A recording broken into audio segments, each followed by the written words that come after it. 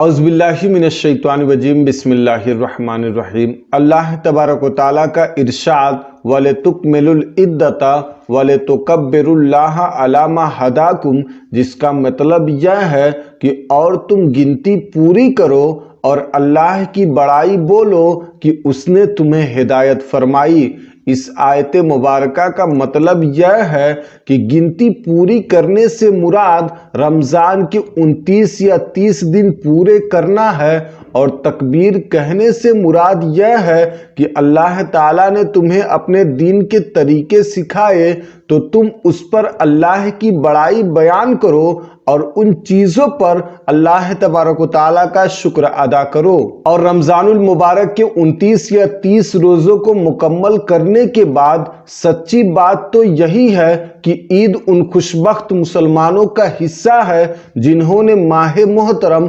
رمضان المبارک کو روزوں اور نمازوں اور دیگر عبادتوں میں گزارا، تو یہ عید ان کے لیے اللہ عز و جل کی طرف سے مجدوری ملنے کا دن ہے۔ ہمیں تو اللہ عز و جل سے ڈرتے رہنا چاہیے کہ ماہ محترم ماہ رمضان المبارک کا حق ہم سے ادا ہی نہ ہو سکا۔ اور حضرت علامہ عبد المصطفیٰ اعظمی رحمۃ اللہ تعالیٰ علیہ حضرت عمر فاروق رضی اللہ تعالیٰ عنہ کا عید کے دن کا ایک واقعہ نقل فرماتے ہیں کہ عید کے دن چند حضرات حضرت عمر فاروق رضی اللہ تعالیٰ عنہ کے پاس حاضر ہوئے تو کیا دیکھا کہ امیر المومنین حضرت سیدنا عمر فاروق رضی اللہ تعالیٰ عنہ دروازہ بند کر کے زارو قطار رو رہے ہیں۔ لوگوں نے حیران ہو کر عرض کی، یا امیر المومنین رضی اللہ تعالیٰ عنہ، آج تو عید ہے جو کہ خوشی منانے کا دن ہے، خوشی کی جگہ یہ رونا کیسا ہے؟ آپ رضی اللہ تعالیٰ عنہ نے آنسو پوچھتے ہوئے فرمایا، ھذا یوم العید و ھذا یوم الوعید، یعنی یہ عید کا دن بھی ہے اور وعید کا دن بھی ہے۔ جس کے نماز اور روزے مقبول ہو گئے بلا شبہ اس کے لیے آج عید کا دن ہے، لیکن جس کے نماز اور روزے رد کر کے اس کے منہ پر مار دیے گئے اس کے لیے تو آج وعید کا دن ہے۔ اور مزید حضرت عمر فاروق رضی اللہ تعالیٰ عنہ نے ارشاد فرمایا، میں تو اس خوف سے رو رہا ہوں کہ مجھے یہ معلوم نہیں کہ میں مقبول ہوا ہوں یا رد کر دیا گیا ہوں۔ اللہ اکبر! ذرا سوچئے اور خوب غور فرمائیے، وہ فاروق اعظم رضی اللہ تعالیٰ عنہ ہیں جن کو مالک جنت تاجدار رسالت صلی اللہ تعالیٰ علیہ وسلم نے اپنی حیات ظاہری ہی میں جنت کی بشارت عنایت فرما دی تھی۔ ان کے خوف و خشیت کا عالم تو یہ ہے، اور ہمارا حال کس طریقے سے ہے۔ اور عید الفطر کی فضیلت کے بارے میں بہار شریعت سے کچھ حدیثیں ہیں کہ پہلی حدیث ہے کہ حضرت امامہ باہلی رضی اللہ تعالیٰ عنہ سے روایت ہے کہ سرکار دو عالم صلی اللہ تعالیٰ علیہ وسلم نے ارشاد فرمایا، جو عیدین کی راتوں میں قیام کرے اس کا دل نہ مرے گا جس دن لوگوں کے دل مریں گے۔ اور دوسری حدیث حضرت معاذ بن جبل رضی اللہ تعالیٰ عنہ سے روایت ہے کہ سرکار دو عالم صلی اللہ تعالیٰ علیہ وسلم نے ارشاد فرمایا، جو 5 راتوں میں شب بیداری کرے اس کے لیے جنت واجب ہے۔ ذی الحجہ کی 8ویں، 9ویں اور 10ویں کی راتیں، اور عید الفطر کی راتیں، اور شعبان کی 15ویں رات یعنی شب برات۔ اور تیسری حدیث حضرت انس بن مالک رضی اللہ تعالیٰ عنہ سے روایت ہے کہ حضور اقدس صلی اللہ تعالیٰ علیہ وسلم جب مدینہ منورہ میں تشریف لائے، اس زمانے میں اہل مدینہ سال میں 2 دن خوشی کرتے تھے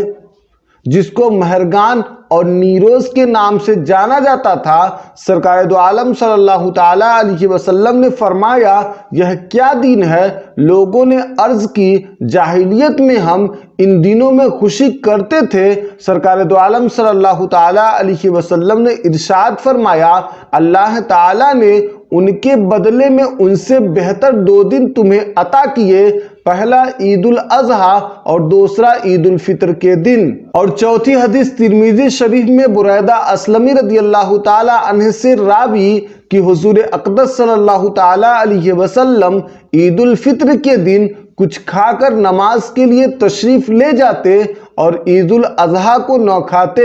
جب تک نماز نہ پڑھ لیتے۔ اور بخاری شریف کی ایک روایت حضرت انس بن مالک رضی اللہ تعالی عنہ سے ہے کہ عید الفطر کے دن تشریف نہ لے جاتے جب تک چند کھجوریں تناول نہ فرما لیتے اور تاک ہوتی۔ اور ایک جگہ حضرت ابو ہریرہ رضی اللہ تعالی عنہ سے روایت ہے کہ عید کو ایک راستہ سے تشریف لے جاتے اور دوسرے راستے سے واپس آتے۔ اور ابو داؤد اور ابن ماجہ کی روایت میں انہی سے روایت ہے کہ ایک مرتبہ عید کے دن بارش ہوئی تو مسجد میں حضور صلی اللہ تعالی علیہ وسلم نے عید کی نماز پڑھی۔ اور صحیحین میں ہے کہ حضرت عبداللہ ابن عباس رضی اللہ تعالی عنہما سے مروی ہے کہ حضور صلی اللہ تعالی علیہ وسلم نے عید کی نماز 2 رکعت پڑھی، نہ اس کے قبل نماز پڑھی نہ بعد میں۔ اور مسلم شریف میں ہے کہ حضرت جابر بن سمرہ رضی اللہ تعالی عنہ کہتے ہیں کہ میں نے حضور صلی اللہ تعالی علیہ وسلم کے ساتھ عید کی نماز پڑھی، 1-2 مرتبہ نہیں بلکہ 12، نہ اذان ہوئی اور نہ اقامت ہوئی۔ اور عیدین کی نماز واجب ہے، یعنی عید الفطر اور عید الاضحیٰ کی نماز واجب ہے، مگر سب پر نہیں بلکہ انہی پر جن پر جمعہ واجب ہے، اور اس کی ادا کی وہی شرطیں ہیں جو جمعہ کے لیے ہے۔ صرف اتنا فرق ہے کہ جمعہ میں خطبہ شرط ہے اور عیدین میں سنت ہے۔ اور عید کے دن یہ کام کرنا سنت ہے: پہلا حجامت بنوانا، دوسرا ناخن تراشنا، تیسرا انگوٹھی پہننا، چوتھا صبح کی نماز مسجد محلہ میں پڑھنا، اور پانچواں نماز سے پہلے صدقہ فطر ادا کرنا، اور چھٹا مسواک سے منہ صاف کرنا، اور ساتواں غسل کرنا، جیسا کہ حضرت عبداللہ ابن عباس رضی اللہ تعالی عنہما فرماتے ہیں کہ رسول اللہ صلی اللہ تعالی علیہ وسلم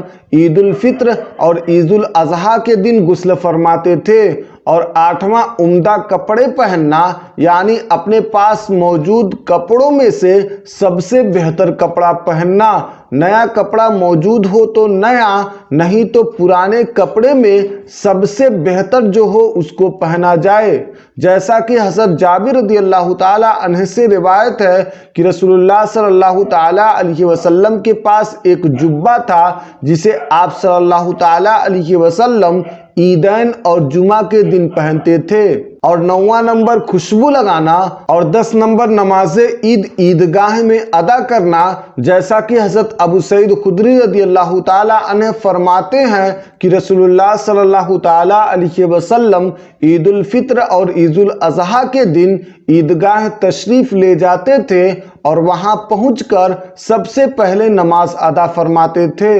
اور 11 نمبر عید الفطر کے دن عید کی نماز کے لیے جانے سے پہلے تاک عدد کھجوریں یا کوئی بھی میٹھی چیز کھا لینا، جیسا کہ حضرت انس بن مالک رضی اللہ تعالی عنہ فرماتے ہیں کہ نبی کریم صلی اللہ تعالی علیہ وسلم عید الفطر کے دن عید کی نماز کے لیے جانے سے قبل کچھ کھجوریں تناول فرماتے تھے۔ اور حضرت بریدہ رضی اللہ تعالی عنہ فرماتے ہیں کہ رسول اللہ صلی اللہ تعالی علیہ وسلم کی عادت مبارکہ یہ تھی کہ عید الفطر کے دن عید کی نماز کے لیے جانے سے قبل کچھ تناول فرماتے تھے اور عید الاضحیٰ کے دن عید کی نماز کے بعد ہی کھاتے تھے۔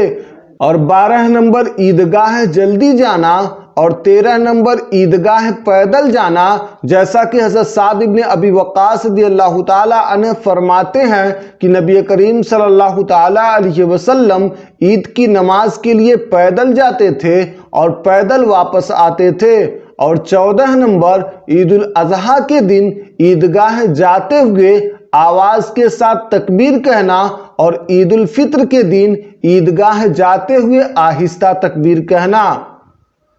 اور 15 نمبر ایک راستے سے عیدگاہ جانا اور دوسرے راستے سے واپس آنا، جیسا کہ حضرت جابر رضی اللہ تعالی عنہ سے روایت ہے کہ رسول اللہ صلی اللہ تعالی علیہ وسلم عید کے دن عیدگاہ ایک راستے سے جاتے تھے اور دوسرے راستے سے واپس آتے تھے۔ اور 16 نمبر عید کی 2 رکعت واجب نماز 6 جائز تکبیرات کے ساتھ بغیر اذان اور اقامت کے پڑھنا، جیسا کہ حضرت عبداللہ ابن عباس رضی اللہ تعالی عنہما سے روایت ہے کہ رسول اللہ صلی اللہ تعالی علیہ وسلم نے عید کے دن نماز بغیر اذان اور اقامت کے ادا کی۔ اور 17 نمبر، عید کی نماز کی پہلی رکعت میں امام سورہ اعلیٰ پڑھے اور دوسری رکعت میں سورہ غاشیہ پڑھے، جیسا کہ حضرت نعمان بن بشیر رضی اللہ تعالی عنہ فرماتے ہیں کہ رسول اللہ صلی اللہ تعالی علیہ وسلم